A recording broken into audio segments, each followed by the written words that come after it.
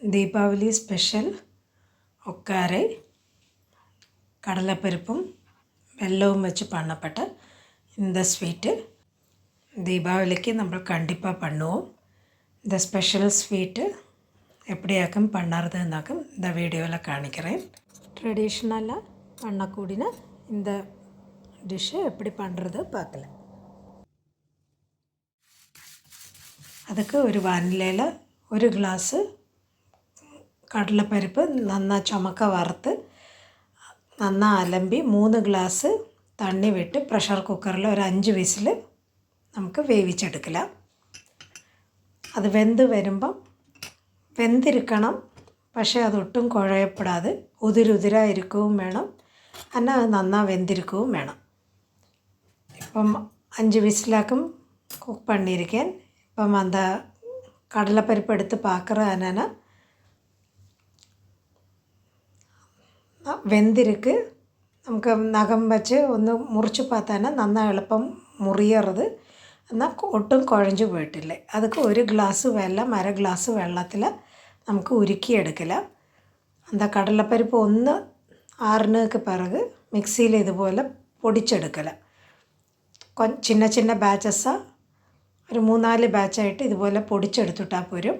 കുഴഞ്ച് തന്നെ இந்த പൊടി പോലത്തെ அந்த പരുവം നമുക്ക് കടയ്ക്കാതെ ഉരുകിന വെള്ളത്തെ ഇതുപോലെ അരിച്ച്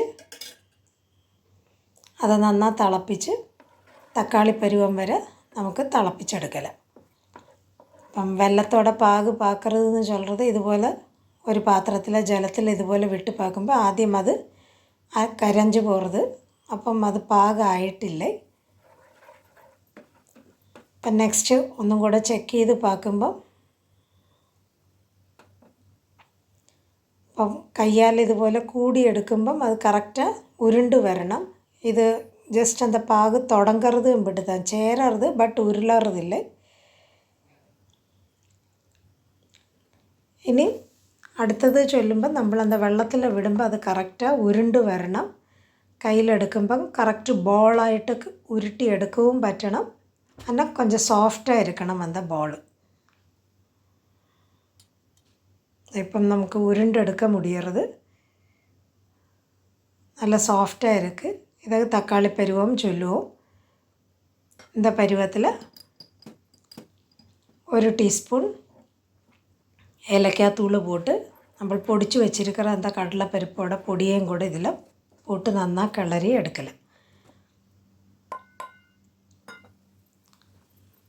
നന്നായി തേച്ച് കിളറി എടുക്കരുത്. அந்த വെള്ളപ്പാക് അതിലെല്ലാത്തിലും നന്നായി പിടിച്ച് ഇത് കറക്റ്റ് அந்த പരുവമാനമുണ്ട് നമുക്കിത് എളുപ്പം മുതിർന്ന് കിടക്കും. നമ്മൾ വെള്ളപ്പാക് കൊഞ്ചം മിന്നാടിയാക്കും. നമ്മളിത് പോട്ടം നൊണ്ടാനാണ് കൊഞ്ചം കൂടെ സമയമെടുത്ത് കിളറി എടുക്കണം എന്ന് ഞാൻ വരും. அதுக்காக அந்த பாகு கரெக்டாக பார்க்குறது. இது இப்போ தான் நன்னா அதை மிக்ஸ் பண்ணி നന്നാ കിളറി എടുത്താൽ ഒരു 3-4 മിനിറ്റുക്കുള്ള നമുക്കത് നല്ല പൂ പോലെ ഉതിർന്ന് കിടച്ചിരും. இந்த വെള്ളപ്പാക് കൊഞ്ചം നേരത്തെ പോട്ടോമാന കൊഞ്ചം നേരം കൂടെ എടുത്ത് നമുക്ക് കിളറി എടുക്കണം എന്ന് ഞാൻ വരും. ഇതുപോലെ തേച്ച് ഉതുത്ത് എടുത്തിട്ടാൽ പോരും.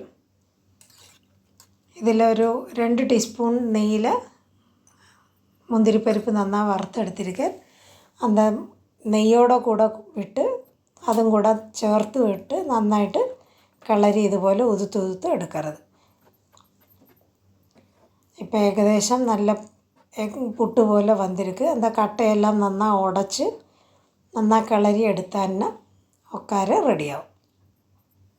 தீபாவளியோட ஹைலைட் ஐட்டமாக்கும் ட்ரெடிஷ்னலாக பண்ணக்கூடுற இந்த ஐட்டம் ரொம்ப சீக்கிரமாக നമുക്ക് பண்ணி எடுத்துடலாம்.